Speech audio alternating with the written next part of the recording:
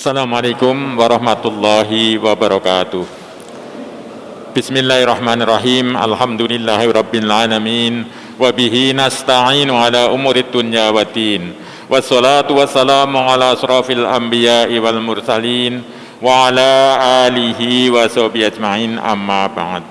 Ma'asyiral muslimin, jamaah salat Jumat yang dimuliakan Allah, yang bertindak selaku khatib pada hari ini adalah Al-Mukarram Al-Ustadz Kiai Haji Husnan Naim LC dengan judul khutbah Interaksi Sosial dan Kualitas Diri.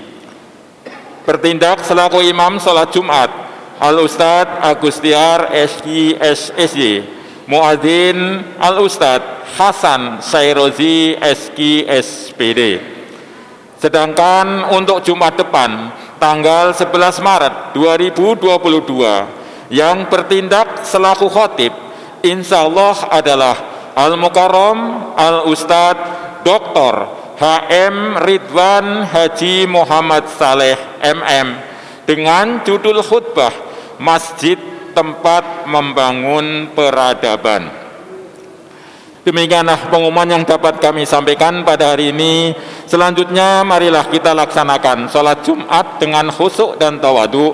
Semoga Allah SWT menerima amal ibadah kita. Amin ya rabbal alamin. Billahi taufiq wal hidayah. Wassalamualaikum warahmatullahi wabarakatuh.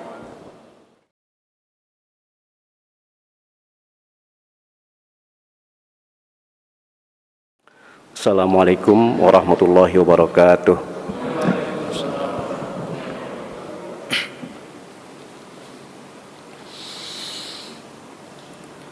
Allahu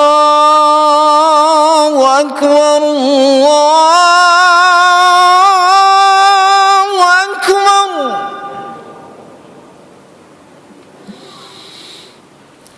Allah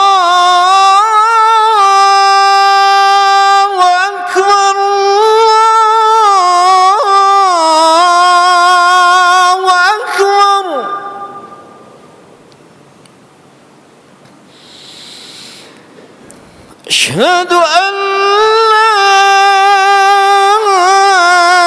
إله إلا الله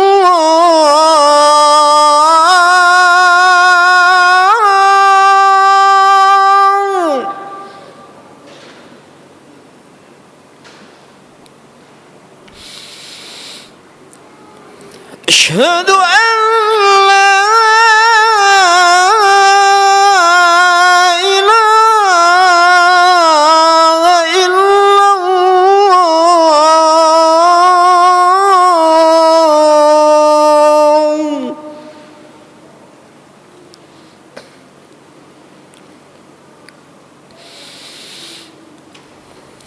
أشهد أن محمدًا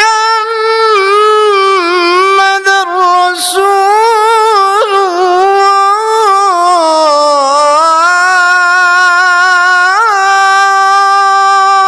الله.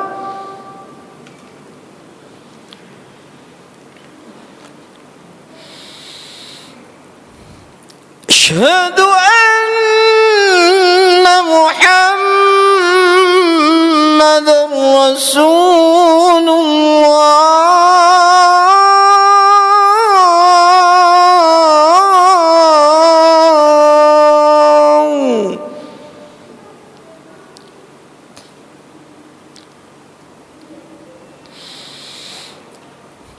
حي على الصلاة.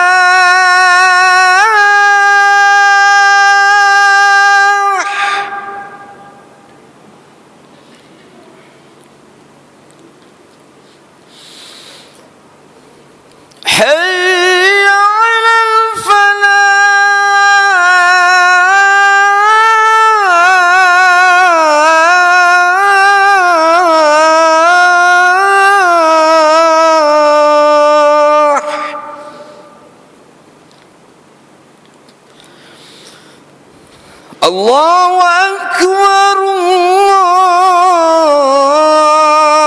الله أكبر لا إله إلا الله.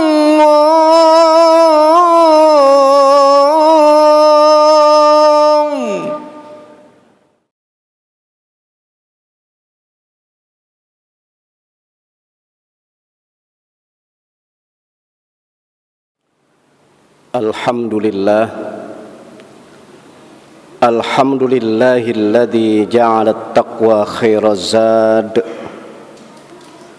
Ashhadu an la ilaha illallah wahdahu la syarikalah wa ashhadu anna Muhammadan abduhu wa rasuluh. Allahumma shalli wa sallim ala sayyidina Muhammadin sayyidil mursalin wa ala alihi wa sahbihi wa man tabi'ahu ila yaumiddin. Amma ba'du, fa ya ibadallah, usikum wa nafsi bitaqwallah, faqad fazal muttaqun.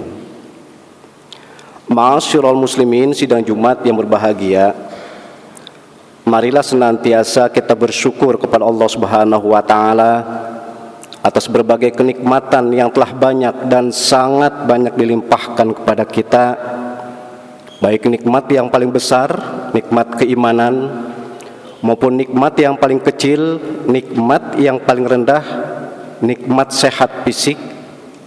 Doa harapan kita dengan selalu dan pandai bersyukur kepada Allah, senantiasa Allah limpahkan taufik hidayahnya kepada kita, sehingga semua kenikmatan itu dapat kita pergunakan dengan sebaik-baiknya dalam rangka beribadah kepada Allah Subhanahu wa taala. Dan marilah senantiasa pula kita tingkatkan keimanan dan ketakwaan kita kepada Allah Subhanahu wa taala, takwa dalam pemahaman, patuh melaksanakan segala perintah Allah, patuh pula untuk meninggalkan larangannya. Saudara-saudara sidang Jumat yang berbahagia, ada hadis muttafaqun alaih, hadis yang sahih, dan hadis ini datangnya dari sahabat Nabi yang bernama Ibnu Mas'ud, atau yang lengkapnya adalah Abdullah bin Mas'ud. Suatu saat sahabat yang senior ini, sahabat yang cerdas dan sahabat yang pinter, bahkan dalam riwayat sahabat yang pertama kali berani membaca Al-Quran dengan suara keras di Ka'bah, yaitu sahabat ini yang bernama Ibnu Mas'ud. Jadi suatu saat sahabat Ibnu Mas'ud ini bertanya kepada junjungan kita Nabi besar Muhammad sallallahu alaihi wasallam, "Ya Rasulullah, ayyul a'mali afdal?" Qal as-salatu ala waqtiha, summa qal birrul walidain, thumma qal al-jihadu fi sabilillah. Ma'asyiral muslimin sidang Jumat yang berbahagia, ketika junjungan kita Nabi besar Muhammad sallallahu alaihi wasallam ditanya oleh sahabat yang tadi saya bilang, sahabat yang senior, sahabat yang ahli ibadah, dan sahabat yang cerdas, ketika ditanya tentang amal soleh mana yang paling utama. Ketika Nabi ditanya amal soleh mana yang paling utama, kata beliau, as-sholatu ala waktiha, adalah menegakkan sholat. Ma'asyiral muslimin sidang Jumat yang berbahagia, kita baru saja, saya anggap, menyelesaikan kegiatan-kegiatan baik kita di bulan Rajab. Dan di antara keistimewaan bulan Rajab adalah adanya peristiwa di Isra dan Mi'rajkan junjungan kita Nabi besar Muhammad sallallahu alaihi wasallam oleh Allah Subhanahu wa taala, dan ada kewajiban menunaikan ibadah salat.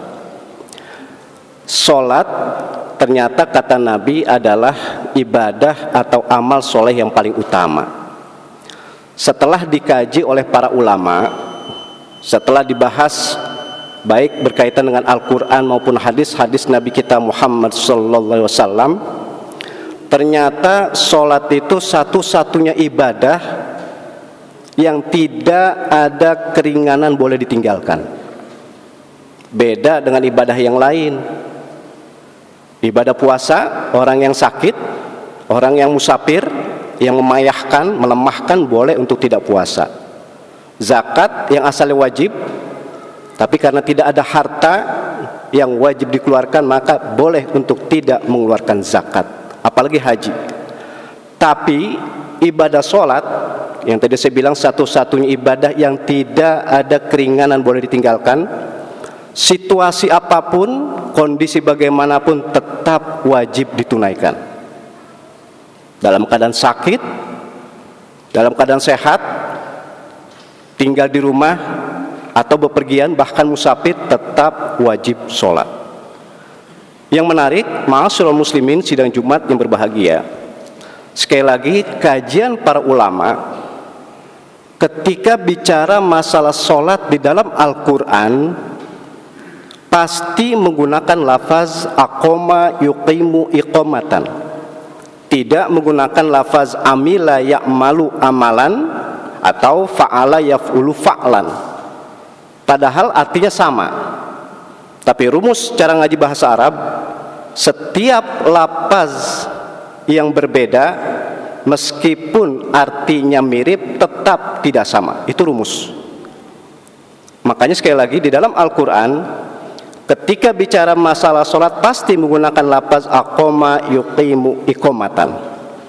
Contoh di awal-awal surat Al-Baqarah, wa yuqimunas sholata. Di dalam ayat yang lain, ya bunayya aqimis sholah. Atau redaksional dalam ayat yang lain, aqimus sholah. Sekali lagi pasti menggunakan lafaz aqoma yuqimu iqomatan. Apa bedanya dengan lafaz amila ya'malu amalan atau fa'ala yaf'ulu fa'lan? Ternyata dalam kajian bahasa Arab dan ilmiahnya begini. Kalau amila ya'malu amalan atau fa'ala yaf'ulu fa'lan, itu perbuatan dikerjakan sekali saja cukup. Tapi kalau aqoma yuqimu iqomatan, itu pekerjaan yang harus rutin dan selalu dikerjakan. Sangat-sangat indah, sangat-sangat ilmiah, sehingga di dalam Al-Quran ketika bicara masalah sholat menggunakan lafaz aqoma yuqimu iqomatan, didikan buat kita bahwa sholat itu adalah mengajarkan kepada kita untuk beramal soleh secara kontinu, secara terus menerus, secara istiqomah. Dan ternyata sekali lagi sangat menarik, di dalam Al-Quran salah satu hikmat sholat itu mencegah dari kekejian dan kemunkaran. Di dalam Al-Quran ada ayat yang berbunyi, a'udzubillahi minasyaitonirrajim, inna sholata tanha 'anil fahsya'i wal munkar. Tepatnya ada di dalam surat Al-Ankabut ayat yang ke-45. Tadi saya bilang salah satu hikmat ibadah sholat itu mencegah dari kemunkaran, bahkan kekejian. Sekali lagi, ternyata dalam Al-Quran itu, di dalam surat Al-Ankabut ayat yang ke-45, Allah katakan, inna sholata, sesungguhnya sholat, tanha, mencegah. Mencegah dari apa? Minal fahsyai wal munkar, dari perbuatan keji dan kemunkaran. Sekali lagi, Allah menggunakan lafaz fahsya dan munkar. Ternyata persis yang saya ungkapkan tadi, dalam bahasa Arab meskipun mirip tetap tidak sama artinya. Apa bedanya kalau sholat itu mencegah dari perbuatan fahsya, dari perbuatan kekejian? Yang dimaksud fahsya adalah perbuatan yang berpotensi berbuat kemaksiatan dan dosa tapi dilakukan dengan sembunyi-sembunyi, itu namanya fahsya. Contoh berghibah, contoh bernamimah, mengadu domba, contoh memfitnah, itu dilakukan dengan berdiam-diam atau sembunyi-sembunyi, itu disebut namanya fahsya. Tapi efeknya sangat-sangat luar biasa. Kepribadian seseorang tidak akan tentram. Dalam waktu bersamaan perbuatan-perbuatan baiknya akan terkikis karena berfahsya tadi, karena berbuat kekejian yang dilakukan dengan sembunyi-sembunyi. Beda dengan lafaz munkar. Kalau munkar, perbuatan yang berpotensi menjadi dosa, menjadi perbuatan maksiat dan dilakukan secara terang-terangan. Inilah salah satu redaksional hadis, kata Nabi, man ro'a minkum munkaron. Berarti perkara yang munkar itu dilakukan dengan terang-terangan. Ma'asyiral muslimin sidang Jumat yang berbahagia, berarti inti salah satu sangat penting dalam sholat adalah mencegah seseorang dari perbuatan kekejian dan kemunkaran. Dan ternyata yang sangat menarik, sekali lagi, ketika kita sholat itu ada gerakan, ada bacaan yang kalau kita jiwai, kita hayati sangat-sangat bermanfaat, yaitu ketika kita berposisi ruku. Maka ketika kita ruku, yang kita baca adalah Subhana Rabbiyal Azimi, Maha suci Allah yang Maha Agung. Disimbolkan oleh para ulama, ketika kita ruku adalah simbol patuh, simbol taat kepada Allah. Makanya ketika kita ruku diibaratkan ketika kita berjanji kepada Allah, kita bersumpah kepada Allah, kita berikrar kepada Allah. Ketika kita ruku, ya Allah, apapun yang kau perintahkan aku siap kerjakan, dan apapun yang kau larang aku siap tinggalkan. Oleh karena itu, mutu kualitas ibadah sholat seseorang itu bukan ketika lagi sholat saja. Kalau lagi sholat itu patokannya sah dan tidak sah saja. Tapi mutu dan kualitas ibadah seseorang di dalam sholat itu setelah dia sholat. Ibadah apapun masih mau atau tidak dikerjakan, kebalikan cara ngaji ilmu ushul fikih mafhum khalafah, apakah masih mau melakukan kemaksiatan. Kesimpulannya, kalau sholatnya bagus, pasti ibadah, perbuatan, amal soleh yang lain pasti bagus. Tapi kebalikan, kalau ibadah sholatnya belum bagus, belum dijiwai, belum dihayati, jangan diharap kemaksiatan yang lain bisa ditinggalkan. Oleh karena itu terus kita berdoa, mudah-mudahan kita diberikan taufik hidayah oleh Allah, sehingga sholat kita menjadi sholat yang bisa kita jiwai, yang kita termasuk orang yang tentram dalam batin kita. Dalam waktu bersamaan kita pun termasuk orang yang tentram, insya Allah nanti pada hari kiamat nanti. Amin ya rabbal alamin. Ma'asyiral muslimin sidang Jumat yang berbahagia, itu yang pertama.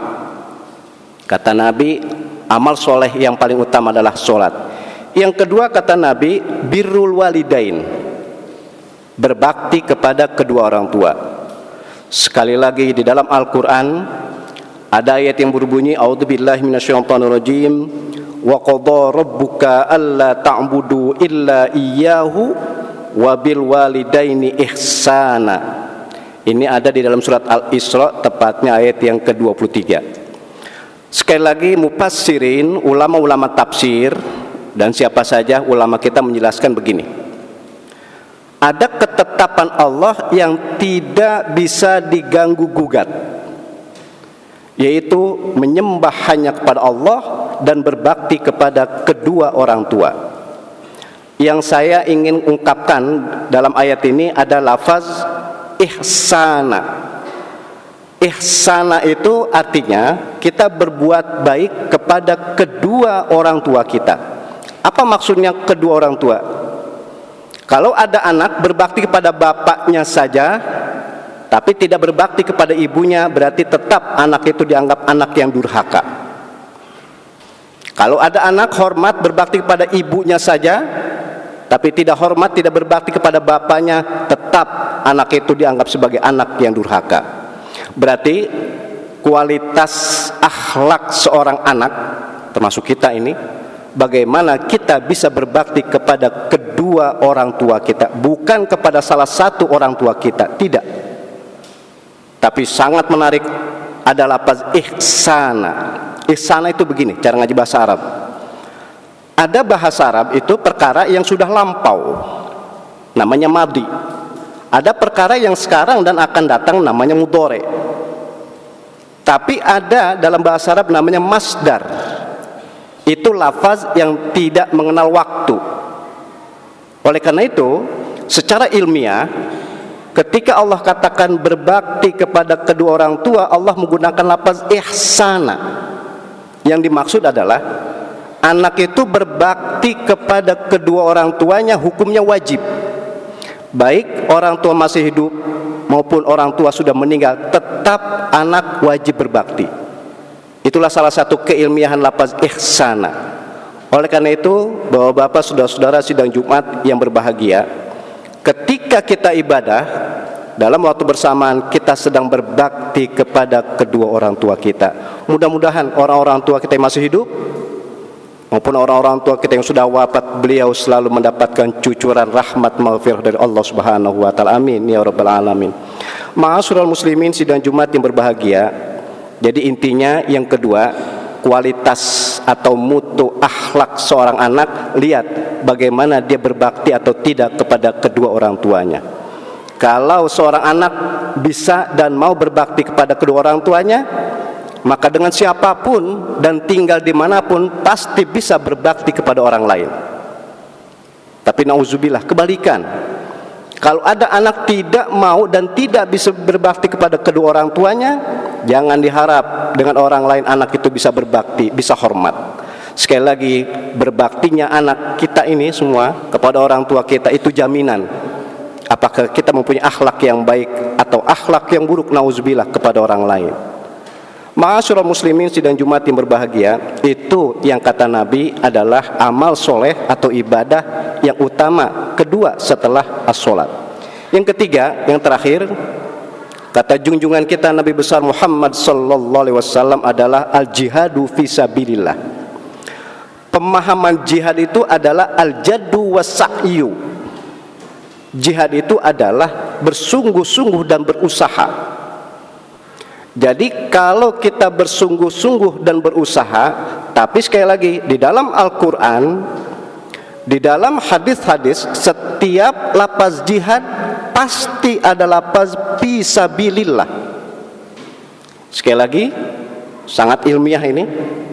Yang dimaksud jihad itu di dalam Al-Quran, di dalam hadis, ada lafaz fisabilillahnya. Apa maksudnya?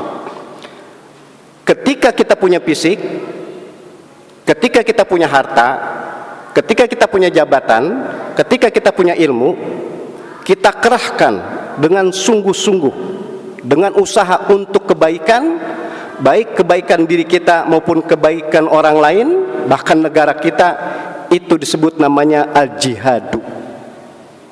Maka yang dimaksud jihad yang beneran adalah kalau fisabilillah, sesuai dengan agama.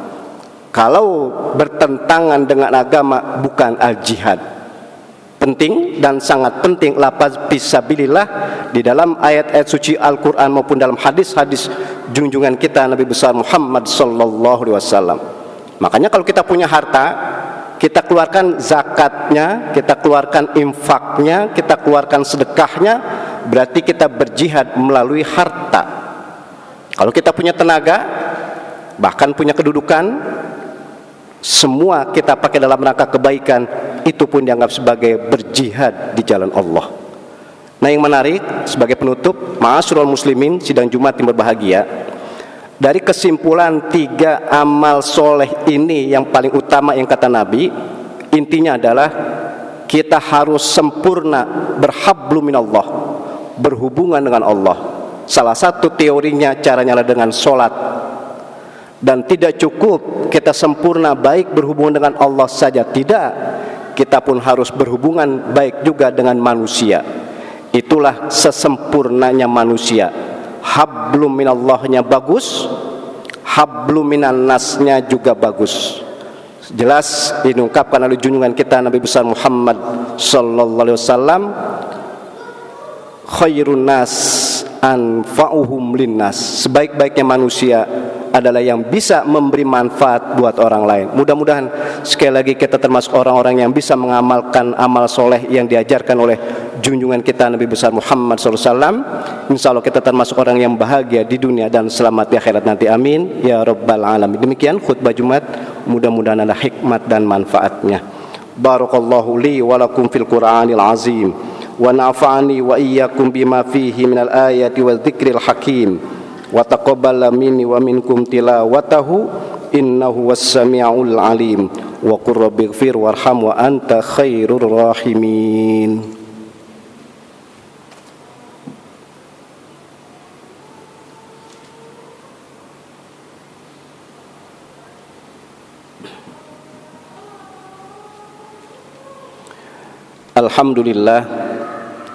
Alhamdulillahilladzi amarna bil ittihad wal i'tisam bihablillahil matin.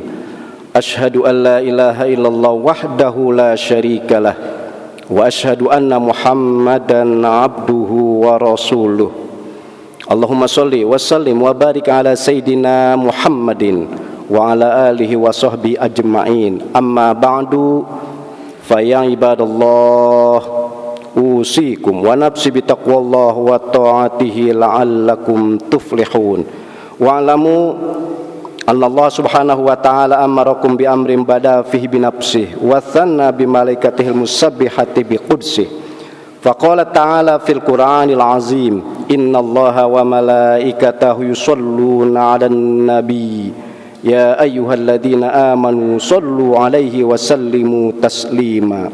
Allahumma salli wa sallim wa barik ala sayyidina Muhammadin sayyidil mursalin wa ala alihi wa sahbihi wa qarabatihi wa azwajihi wa zurriyyati ajma'in.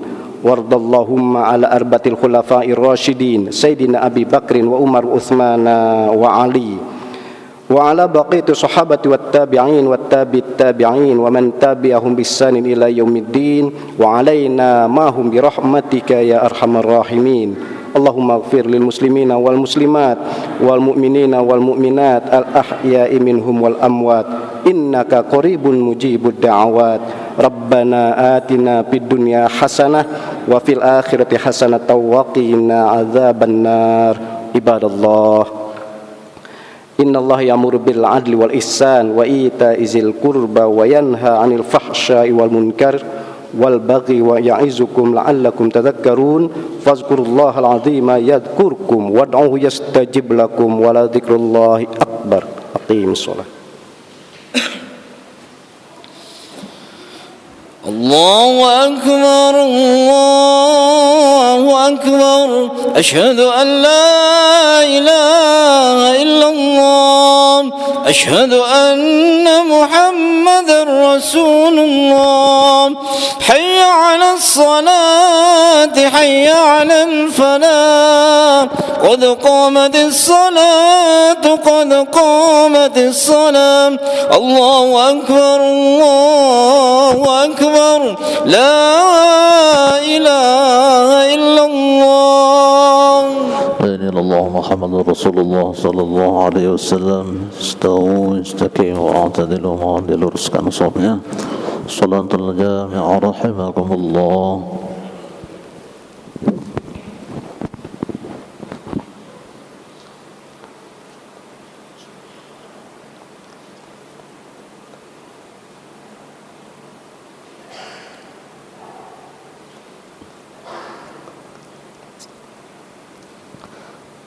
Allahu akbar.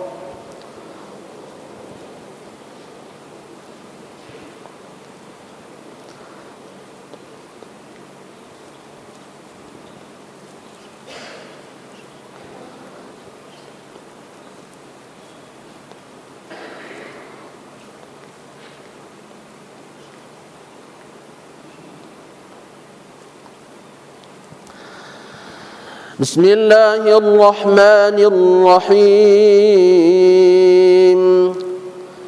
Alhamdulillahi rabbil alamin. Ar-Rahmanir Rahim.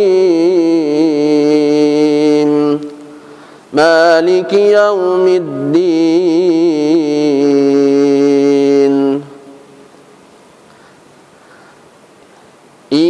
إياك نعبد وإياك نستعين اهدنا الصراط المستقيم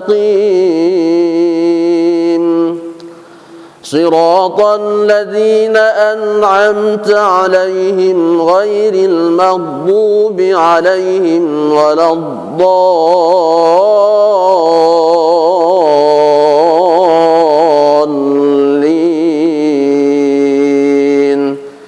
آمين.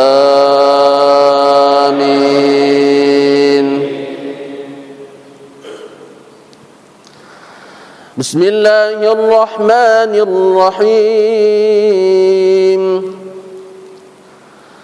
والشمس وضحاها والقمر إذا تلاها والنهار إذا جلاها والليل إذا يغشاها والسماء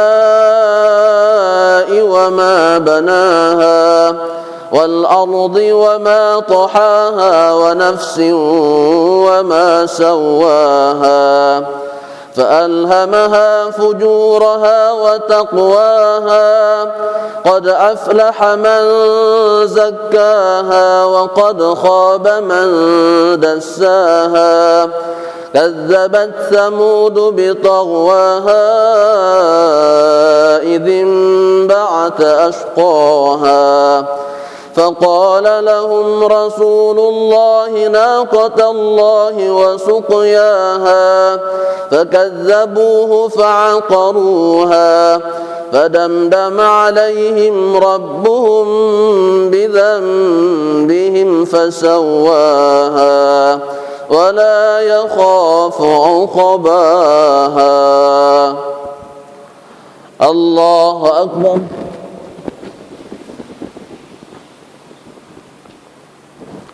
سمع الله لمن حمده. الله أكبر.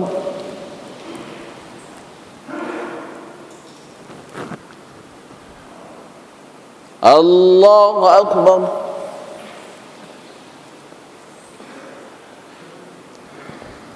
الله أكبر.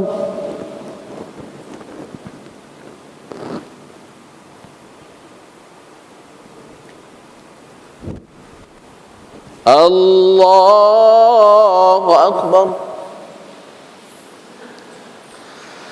بسم الله الرحمن الرحيم الحمد لله رب العالمين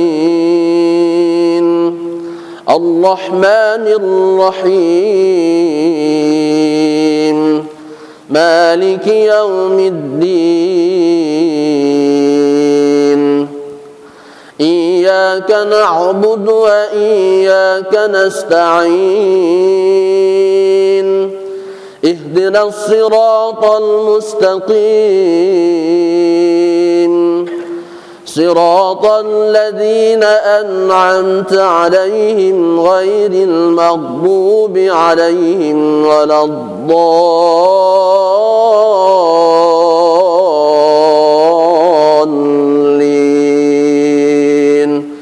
آمين. بسم الله الرحمن الرحيم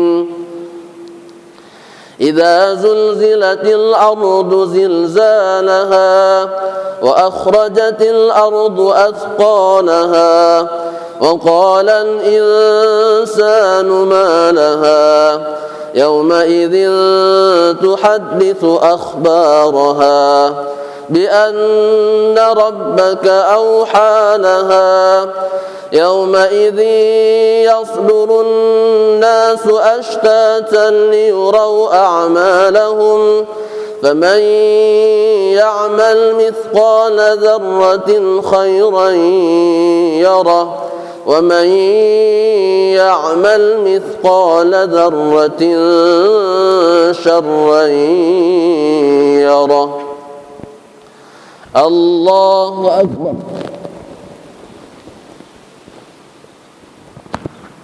سمع الله لمن حمده الله أكبر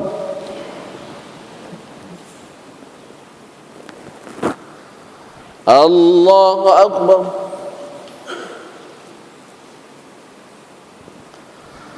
الله أكبر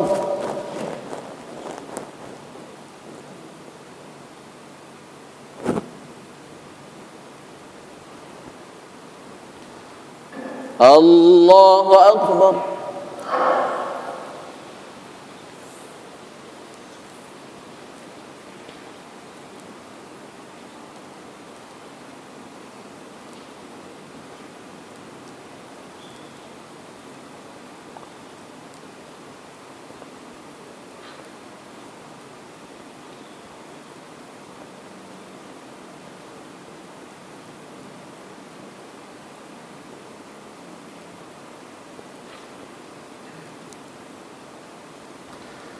السلام عليكم ورحمة الله السلام عليكم ورحمة الله